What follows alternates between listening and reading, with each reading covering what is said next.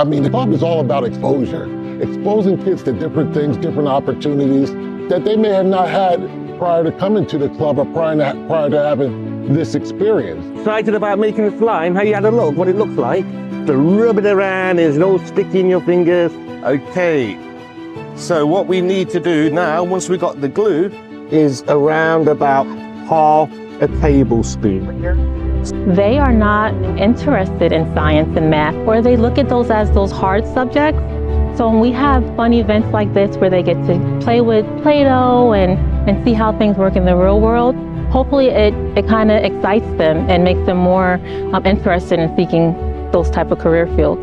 STEM learning is integrated into almost everything that we do. The concepts, just critical thinking, teamwork. I think STEM goes beyond technology, and those are topics that we try to weave into everything that we do. The STEM conference serves as an amazing capstone because it not only allows them to build on the STEM concepts that they've been learning throughout the year, but it also helps them to be able to meet different people who are actually working in these fields and see that something that may be a hobby or a passion can actually become something that is a career pathway for them in the future. One of the things that can switch your mind, it's like, well, I can't do this yet. And just keep working hard. Go to your teacher, have them ask more questions.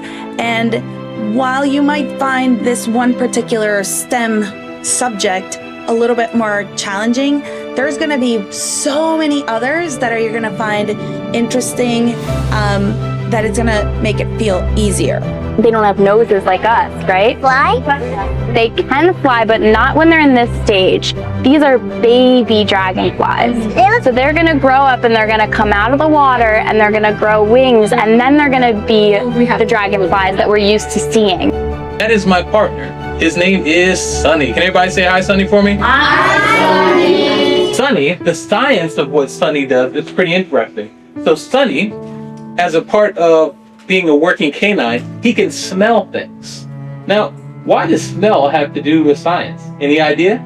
It's the future. To prepare them for the 21st century, you can't start early enough.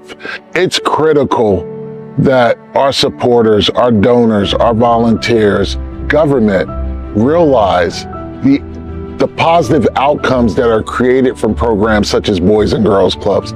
It's important that we come together as a community, as a country, to make sure that our kids are as prepared and not only being ready for the future, but helping to shape it.